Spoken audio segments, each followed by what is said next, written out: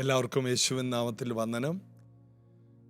ഈ മാസത്തിലെ ആദ്യത്തെ ആഴ്ച ഇന്നത്തോടെ തീർന്ന് നാളെ ഒരു പുതിയ ആഴ്ച ആരംഭിക്കുന്നു, ഞായറോടെ. ഈ ഒരാഴ്ച മുഴുവനും നമ്മൾ ജീസസ് എവരിഡേ എന്ന പ്രാർത്ഥനാ യോഗത്തിൽ പങ്കെടുത്തു. ആ മുടന്തൻ്റെ ചരിത്രത്തിൽ നിന്ന് നമുക്ക് ലഭിക്കുന്ന വിശ്വാസത്തെക്കുറിച്ച് പഠിച്ചുകൊണ്ടിരിക്കുന്നു. അപ്പോസ്തല പ്രവൃത്തിയിലെ ഓരോ ഭാഗങ്ങൾ വായിച്ച് പ്രാർത്ഥിക്കുമ്പോൾ അതേ അളവിലുള്ള അഭിഷേകവും അനുഗ്രഹവും നമ്മുടെ ജീവിതത്തിൽ വരും. അതുകൊണ്ട് ജീവിതത്തിൽ വരുന്നതെല്ലാം നന്മയാണെന്നും നാം പഠിക്കണം. അതായത് ഈ ഭൂമിയിൽ വെച്ച് ഏറ്റവും വിലയുള്ള ദ്രാവകം കണ്ണുനീരാണെന്ന് ഒരിക്കൽ ഒരാൾ പറഞ്ഞു. അതായത് 1% വെള്ളവും 99% വേദനകളും, അതാണ് കണ്ണുനീര്. അപ്പോൾ നമ്മൾ ഒരാളെ കരയിപ്പിക്കുമ്പോൾ നമ്മൾ വളരെയധികം ആലോചിച്ചിട്ട് വേണം ഒരാളെ വേദനിപ്പിക്കാൻ. 99% വേദനകളാണ്, 1% വെള്ളമുള്ളൂ. ഒരു വ്യക്തിയുടെ കണ്ണുനീര് തുരുത്തിയിൽ വെച്ച് ദൈവം അത് പരിശോധിക്കുന്നുണ്ടെന്ന്, ദൂതന്മാരാ കണ്ണുനീരുമായിട്ട് പോകുമെന്ന്, ഇതൊക്കെ ബൈബിളിലുണ്ട്. അപ്പോൾ ഒരാളെ വേദനിപ്പിക്കുമ്പോൾ, വീട്ടിലുള്ളവരെയാണെങ്കിലും വെറുതെ കരയിപ്പിക്കുമ്പോൾ ഓർത്തേക്കണം, അത് വെറും കണ്ണുനീരല്ല ഒഴുകുന്നത്, വേദനയാണ് ഒഴുകുന്നത്. ഇത് കേൾക്കുന്ന പലരുടെയും ചങ്കിലോട്ട് ഇത് കയറിയാൽ ഭൂമിയിൽ ആരെയും നമ്മൾ ഒരിക്കലും കരയിപ്പിക്കില്ല. ദൈവം നമ്മെ വിളിച്ചത് മറ്റുള്ളവരെ സന്തോഷിപ്പിക്കാനാണ്. സഭയുടെ ജോലി അതാണ്. ആരെയും വിമർശിക്കാനല്ല, ആരെയും കരയിപ്പിക്കാനല്ല. എന്നാൽ ദൈവവചനം കേട്ട് കരയുന്നവരുണ്ട്, നല്ലതാണ്. ആ അനുതാപം മാനസാന്തരത്തിലേക്ക് നയിക്കുന്നുവെങ്കിൽ അത് നല്ലതാണ്. ആ കരച്ചിൽ ദൈവത്തിലേക്ക് തിരിക്കുന്നതാണെങ്കിൽ അത് ആ വ്യക്തിയുടെ ജീവിതത്തിലെ അനുഗ്രഹമാണ്. അല്ലാത്ത ഒരു കണ്ണുനീരും നമ്മൾ മുഖാന്തരം ഉണ്ടാകാതെ നാം സൂക്ഷിക്കാം. നമ്മുടെ കർത്താവ് ഉറച്ച നിലവിളിയോടെ കണ്ണുനീരോടെ പ്രാർത്ഥിച്ച് മറുപടി വാങ്ങിയെടുത്ത നമുക്ക് വേണ്ടി അവൻ വേദനകളെ മുഴുവനും ഏറ്റെടുത്തതാണ്. മാനസിക വേദന, ശാരീരിക വേദന. ആ കർത്താവിൽ നമുക്ക് ബലപ്പെടാം. ചേർന്ന് പാടി നമുക്ക് യേശുവിനെ ആരാധിക്കാം. നിന്നെ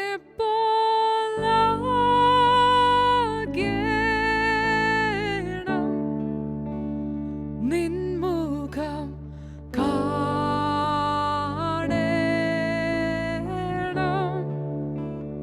നിൻ സ്വരം കേൾക്കണം,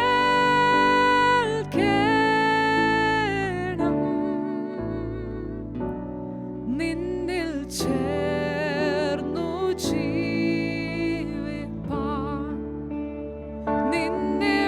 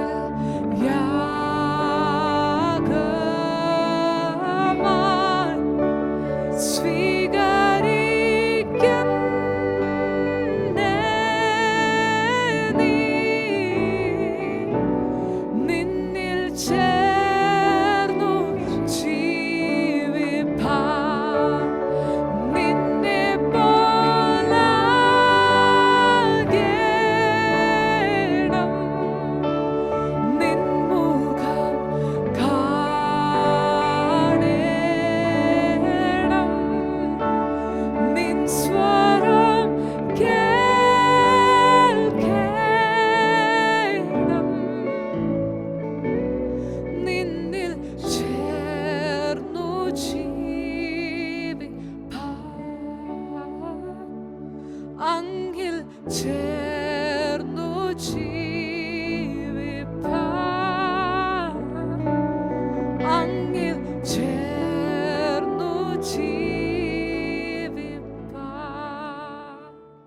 അപ്പോസ്തല പ്രവൃത്തി 3-ാം അധ്യായത്തിൽ പറയുന്ന ഒരത്ഭുതം, ഒരു മുടന്തൻ എഴുന്നേറ്റത്, അത് പത്രോസ് തൻ്റെ 2ാമത്തെ പ്രസംഗമാക്കി മാറ്റി. 1-ാമത്തെ പ്രസംഗം പെന്തക്കോസ്ത് നാളിൽ മർക്കോസിൻ്റെ മാളിക മുറിയിൽ, 2ാമത്തെ പ്രസംഗം ശലോമോന്റെ പേരുള്ള മണ്ഡപത്തിൽ അവിടെ നിന്നുകൊണ്ട് ഉള്ള പ്രസംഗം. ആ സ്ഥലത്ത് തന്നെയാണ് ഉത്സവത്തിൻ്റെ മഹാദിനമായ ഒടുക്കത്തെ നാളിൽ യേശു നിന്നുകൊണ്ട് ദാഹിക്കുന്നവനെല്ലാം വരട്ടെ എന്ന് വിളിച്ചു പറഞ്ഞ സ്ഥലമാണിതെന്നാണ് വേദപണ്ഡിതന്മാർ പറയുന്നത്. അപ്പോൾ പത്രോസും യോഹന്നാനും അവര് ഇപ്പോൾ പറയുന്ന ഒരേ ഒരു കാര്യം, ഞങ്ങളുടെ മിടുക്കുകൊണ്ടല്ല ഇവൻ എഴുന്നേറ്റത്, ഞങ്ങളുടെ ഭക്തി കൊണ്ടോ ശക്തി കൊണ്ടോ അല്ല, യേശുക്രിസ്തുവിൻ്റെ നാമത്തിലുള്ള വിശ്വാസത്താലാണ്. അതാണ് നമ്മൾ പറഞ്ഞു നിർത്തിയത്. 16-ാം വാക്യം, അവൻ്റെ നാമത്തിലെ വിശ്വാസത്താൽ, അവൻ്റെ നാമം തന്നെ നിങ്ങൾ കാണുകയും അറിയുകയും ചെയ്യുന്ന ഇവൻ ബലം പ്രാപിപ്പാൻ കാരണമായി തീർന്നു. അവൻ മുഖാന്തരം ഉള്ള വിശ്വാസം ഇവന് നിങ്ങൾ എല്ലാവരും കാണുക ആരോഗ്യം വരുവാൻ ഹേതുവായി. യേശുക്രിസ്തു മുഖാന്തിരം വന്ന വിശ്വാസം, അബ്രഹാം മുഖാന്തിരം ഉണ്ടായ വിശ്വാസമല്ല. നിങ്ങൾ വിശ്വാസികൾ ആണ്, അബ്രഹാമിൻ്റെ മക്കളാണ്, അബ്രഹാം വിശ്വാസികളുടെ പിതാവുമാണ്. അബ്രഹാം മുഖാന്തിരമുണ്ടായ വിശ്വാസമല്ല. അബ്രഹാം മുഖാന്തിരം വന്ന വിശ്വാസത്തിൽ കറയുണ്ട്, കലർപ്പുണ്ട്, മാനുഷിക ചൊവ്വയുണ്ട്. അബ്രഹാം കൊണ്ടുവന്ന വിശ്വാസം യജമാനനെ ദൈവമേ എന്ന് പറഞ്ഞുകൊണ്ടാണ്, അല്ലെങ്കിൽ എൽ ഷദായ് സർവശക്തിയുള്ള ദൈവമേ. അബ്രഹാമിന്റെ മുമ്പിൽ ദൈവം പ്രത്യക്ഷനാകുന്നത് ഞാൻ എൽ ഷദായി ആണ്, പിതാവായിട്ടല്ല. യാക്കോബിന്റെ മുമ്പിലും ഇസഹാക്കിന്റെ മുൻപിലും ദൈവം പ്രത്യക്ഷപ്പെടുന്നത് ദൈവമായിട്ടാണ്. എന്നാൽ യേശു ക്രിസ്തുവാണ് നിങ്ങൾ ഈ വണ്ണം പ്രാർത്ഥിപ്പിൻ, സ്വർഗസ്ഥനായ ഞങ്ങളുടെ പിതാവേ.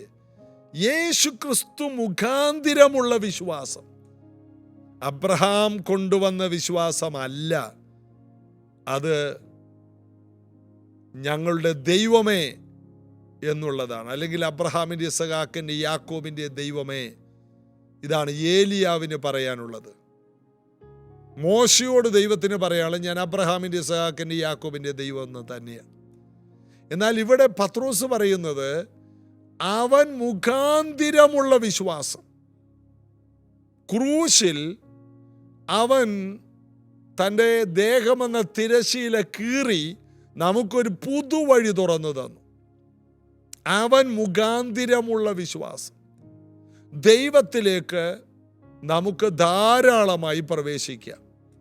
അബ്ബ, പിതാവേ എന്ന് വിളിക്കുന്ന സ്വപുത്രന്റെ ആത്മാവിനെ പ്രാപിച്ചുകൊണ്ട് നമുക്ക് ദാസീദാസന്മാരെ പോലെയല്ല, മക്കളെ പോലെ ജയോത്സവം കൊണ്ടാടാം. യേശു ക്രൂശിൽ പിശാചിന്റെ പ്രവർത്തികളെ അഴിച്ചു, പിശാചിന്റെ കൈവശമുണ്ടായിരുന്ന അധികാരത്തെ പിടിച്ചു വാങ്ങി. നരകത്തിൻ്റെയും മരണത്തിൻ്റെയും പാതാളത്തിൻ്റെയും താക്കോൽ എൻ്റെ പക്കലാണ്.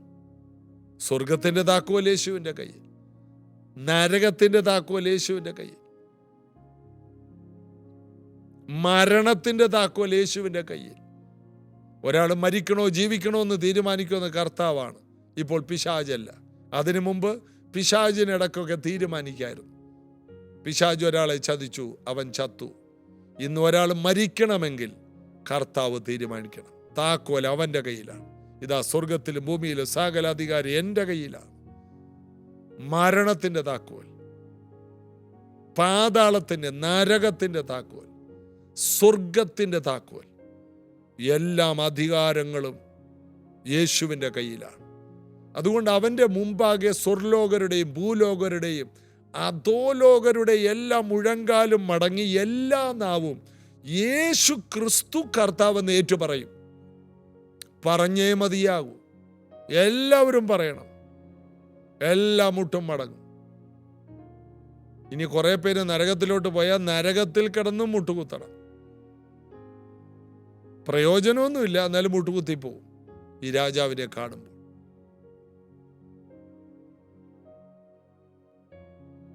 സ്വർഗത്തിലുള്ളവരെല്ലാം പണ്ടേ മുട്ടുകുത്തി പറന്നും ഒക്കെ ആരാധിക്കുകയാണ്. ഭൂമിയിലുള്ള സകലരും അവൻ്റെ മുമ്പിൽ മുട്ടുകുത്തും. ഇന്ന് വിമർശിക്കുന്നവരും, ഇന്ന് വെല്ലുവിളിക്കുന്നവരും, സഭയ്ക്കെതിരെ നിൽക്കുന്നവരും, സഭ ഇല്ലാതെയാക്കാൻ ഗൂഢാലോചന നടത്തുന്നവരും അവരുടെ ജനറേഷനും എല്ലാം യേശുവേ എന്ന്, മശിഹായേ എന്ന് വിളിക്കണം. ഇന്ന് സുവിശേഷത്തിന് ഏറ്റവും എതിരെ നിൽക്കുന്ന യഹൂദന്മാരും ചൈനക്കാരും റഷ്യക്കാരും വടക്കേന്ത്യക്കാരും എല്ലാം ഏത് പാർട്ടിക്കാരാണെങ്കിലും എല്ലാം മുട്ടും യേശുവിൻ്റെ മുൻപിൽ മടങ്ങണം. എല്ലാം നാവും യേശു കർത്താവെന്ന് പറയും. കാരണം അവൻ ക്രൂശിൽ എല്ലാം നിവൃത്തിയാക്കിയതാണ്. ഇനി ഒരു യാഗവും ബാക്കി വെച്ചിട്ടില്ല. അതിപരിശുദ്ധ സ്ഥലത്തേക്കുള്ള പ്രവേശനം, ദൈവത്തിലുള്ള പ്രവേശനം ലഭിച്ചു. അത് തുറന്നു തന്നു ക്രൂശ് മരണത്തിലൂടെ. എല്ലാ അധികാരവും അവൻ്റെ കയ്യിൽ വന്നു. ആ യേശുവിനെയാണ് ഇവർ പരസ്യമായിട്ട് ഉയർത്തുന്നത്. അവൻ മുഖാന്തിരമുണ്ടായ വിശ്വാസം, അതാണ് ഇവൻ ഈ സൗഖ്യം വരാൻ കാരണം. യേശു ക്രിസ്തു മുഖാന്തിരം വന്ന വിശ്വാസം, അതാണ് ഈ സംഭവിച്ചത്. ഭൂമി ഉണ്ടായിട്ട് ഇന്ന് വരെ അങ്ങനെ ഒരു സംഭവം ഉണ്ടായിട്ടില്ലല്ലോ. ഇതുപോലൊരു അത്ഭുതം നടന്നിട്ടില്ലല്ലോ. ചെങ്കടൽ കടന്നു. അവർ ചെങ്കടൽ രണ്ടായിട്ട് പിളർന്നിട്ട് അതിലൂടെ പോയി. എന്നാൽ ഭൂമി ഉണ്ടായിട്ട് ചില അത്ഭുതങ്ങളൊക്കെ നടന്നു. മരിച്ചവരൊക്കെ ഉയർത്തു. എന്നാൽ ഇത് തൊടുന്നതെല്ലാം അത്ഭുതമായി മാറുക. യേശുവിനെ തൊട്ടവർ, യേശു തൊട്ടവരെല്ലാം സൗഖ്യമായി. പിന്നത്തേതിൽ ഈ പത്രോസിൻ്റെയൊക്കെ യോഹന്നാൻ്റെയൊക്കെ നിഴല് പോലും സൗഖ്യമാകുക. യേശു മുഖാന്തിരമുണ്ടായത് മനുഷ്യരുടെ വിടുതലാണ്, മനുഷ്യരുടെ രക്ഷയാണ്, മനുഷ്യരുടെ സൗഖ്യമാണ്, മനുഷ്യരുടെ സമാധാനമാണ്. അതുകൊണ്ടാണ് യെശയ്യാവ് 53 പറയുന്നു, നമ്മുടെ സമാധാനത്തിന് വേണ്ടിയുള്ള ശിക്ഷ അവൻ്റെ മേലായി. എന്താണ് നമ്മുടെ സമാധാനം? വീട്ടിലൊരു മാരക രോഗം വന്നാൽ സമാധാനം പോവും. എന്നാൽ യേശുവിൻ്റെ നാമത്തിൽ സൗഖ്യമാകുമ്പോൾ നമ്മൾ പറയും, ഓ സമാധാനമായി. വീട് വളരെ ജപ്തിയിലും കടക്കിണിയിലുമാണ്. നാളെ എന്നൊരു ദിവസം ജീവിക്കുമോ എന്നറിയില്ല. അപ്പോഴാണ് ദൈവം വലുത് സഫലമായൊരു വാതിൽ തുറന്നത്. ഉടനെ നമ്മൾ, ഓ സമാധാനമായി. ഞങ്ങൾ ഒരിക്കലും വിചാരിച്ചില്ല ഇനി ഭൂമിയിൽ ജീവിച്ചിരിക്കാൻ കഴിയുമെന്ന്. നമ്മുടെ സമാധാനത്തിന് വേണ്ടി ഒരുവൻ ശിക്ഷിക്കപ്പെട്ടെങ്കിൽ ഇനി നമ്മൾ കടക്കണിയിൽ ശിക്ഷിക്കപ്പെടേണ്ട മനുഷ്യരും ബന്ധുക്കളും ബാങ്കുകളും ഇനി നമ്മളെ ശിക്ഷിച്ചിടണ്ട. യേശുവിൽ വിശ്വസിക്കുക. എല്ലാ കടബാധ്യതയിൽ നിന്നും, എല്ലാ ഞെരുക്കങ്ങളിൽ നിന്നും, എല്ലാ മാറാവ്യാധികളിൽ നിന്നും, എല്ലാ പ്രതിസന്ധികളിൽ നിന്നും നാം പുറത്തു വന്നിരിക്കും. ഇത് നമ്മുടെ ജന്മാവകാശമാണ്. ഇത് വിശ്വസിക്കുന്നവർക്കായി സ്തോത്രം. നമ്മുടെ സമാധാനത്തിന് വേണ്ടി അവൻ ശിക്ഷിക്കപ്പെട്ടു, അവൻ ദണ്ഡിപ്പിച്ച്, അവൻ ദണ്ഡിക്കപ്പെട്ടു, അടിക്കപ്പെട്ടു. അടിക്കപ്പെട്ട പാറ എന്ന് വേണമെങ്കിൽ പറയാം. യുഗങ്ങളുടെ പാറയായ ക്രിസ്തു, അടിക്കപ്പെട്ട പാറ. ആ പാറയെ മോശെ അടിച്ചപ്പോൾ അതിൽ നിന്ന് ജീവജല നദി ഒഴുകി. അടിക്കപ്പെട്ട പാറയായ ക്രിസ്തുവിൽ നിന്ന് ഒഴുകുന്ന വെള്ളം ഒരിക്കലും വറ്റിപ്പോകില്ല. അത് നിത്യതയിലും ഒഴുകുന്നത് നമുക്ക് കാണാം. വിശ്വസിക്കുന്നവൻ്റെ ഉള്ളിൽ നിന്ന് അത് ഒഴുകുകയാണ്. ഒരുവൻ അടിക്കപ്പെട്ടതാണ് അതിൻ്റെ കാരണം. പത്രോസ് ഇതാണ് പറയുന്നത്. ഈ നാമത്തിലാണ് നിങ്ങളെല്ലാവരും കാണുക ഇവനെ ആരോഗ്യം വരാൻ കാരണമായത്. 17 സഹോദരന്മാരെ, നിങ്ങളുടെ പ്രമാണികളെപ്പോലെ നിങ്ങളും അറിയായ്മ കൊണ്ട് പ്രവർത്തിച്ചു എന്ന് ഞാൻ അറിയുന്നു. നിങ്ങൾക്ക് അറിവില്ലാതെ ചെയ്തതാണ്. നിങ്ങളുടെ പ്രമാണികളെപ്പോലെ നിങ്ങളും ചെയ്തു. പ്രമാണികൾക്ക് അറിവില്ല, നിങ്ങൾക്കും അറിവില്ല. പ്രമാണികൾ ചെയ്തു. അവർ ചെയ്യാൻ പാടില്ലായിരുന്നു. പുരോഹിതന്മാർ ചെയ്യാൻ പാടില്ലായിരുന്നു. പരീശന്മാർ ചെയ്യാൻ പാടില്ലായിരുന്നു. ക്രിസ്തു എവിടെയാണ് ജനിക്കുന്നത്? ഹെരോദ രാജാവിൻ്റെ കൊട്ടാരത്തിൽ ചെന്ന് ബേത്ലഹേമിലാണെന്ന് ക്ലാസ് എടുത്തവർക്ക് യേശുവിനെ മനസ്സിലാക്കാൻ കഴിഞ്ഞില്ല. കയ്യഫാവ്, അന്നത്തെ പുരോഹിതനായ കയ്യഫാവിൻ്റെ കയ്യെത്തും ദൂരത്ത് മശിക നിന്നിട്ട് അവന് മനസ്സിലായില്ലെന്ന്. അതുകൊണ്ട് നീ വന്ധ്യനായ ദൈവത്തിൻ്റെ പുത്രനാണോ എന്ന് ചോദിച്ചപ്പോൾ, യേശുവിനോട് ചോദിച്ചപ്പോൾ യേശു വാ തുറന്ന് ഞാനാകുന്നു എന്ന് പറഞ്ഞു. ഉടനെ മഹാപുരോഹിതൻ വസ്ത്രം വലിച്ച് കീറി. സ്വർണ്ണ നൂലുകൾ കൊണ്ട് കഴുത്തിൻ്റെ ഭാഗം നല്ല കട്ടിയായിട്ട് തയ്ച്ചിട്ടുണ്ട്. എന്താണ്?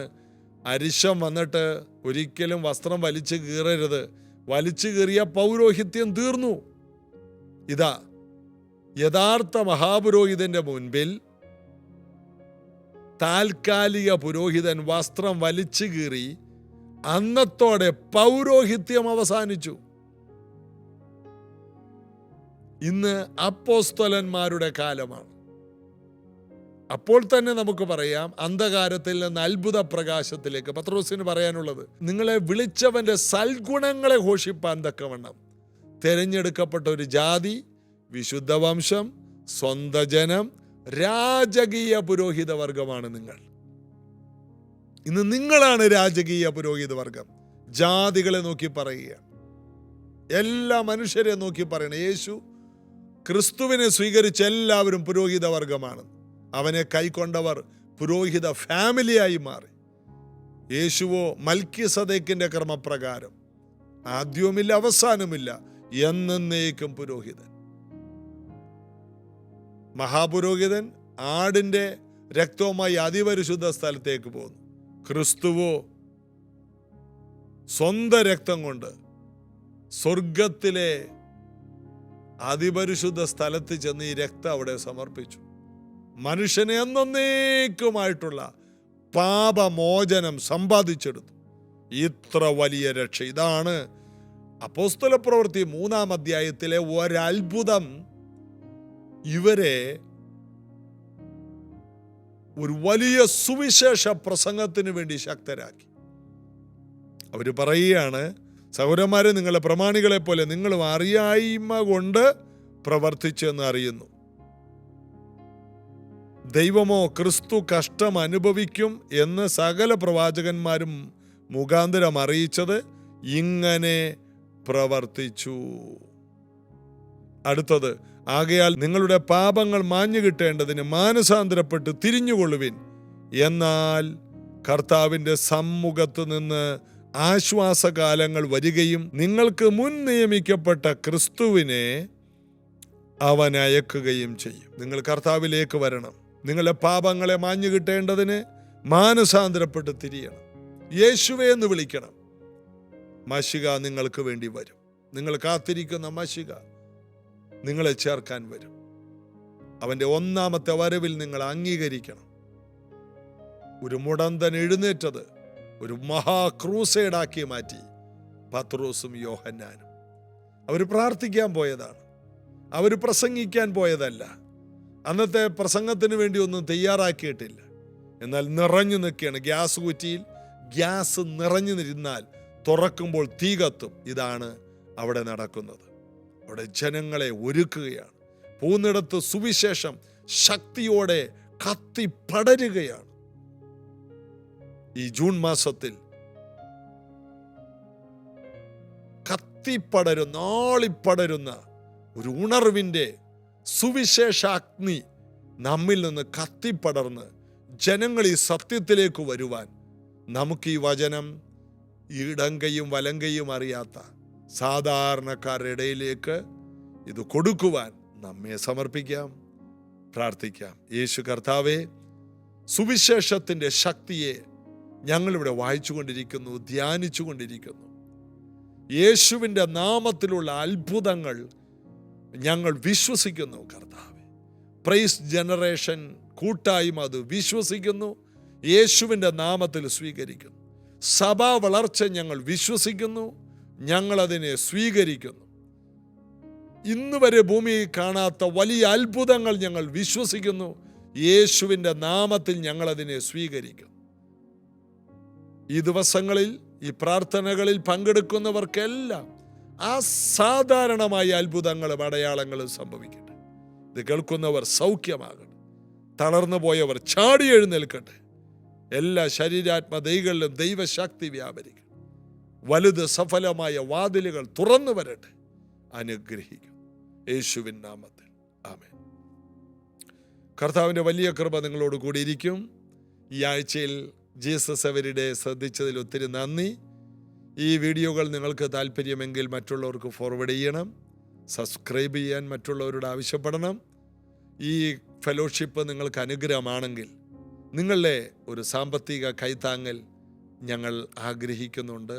കാരണം ഞങ്ങൾക്ക് വേണ്ടിയല്ല, ദൈവരാജ്യം പണിയാൻ, ഈ സുവിശേഷം എല്ലാവർക്കും എത്തിക്കുവാൻ നിങ്ങളുടെ ഒരു കൂട്ടായ്മയായിട്ട് ഞങ്ങളതിനെ സ്വീകരിക്കാം. വലിയ ആവശ്യങ്ങളുടെ നടുവിലാണ്. നിങ്ങൾ ഇതൊരു അറിയിപ്പായി സ്വീകരിച്ച് നിങ്ങളാൽ കഴിയുന്നത് പോലെ നിങ്ങൾക്ക് അത് ചെയ്യാം. കർത്താവ് നിങ്ങളെ അനുഗ്രഹിക്കട്ടെ.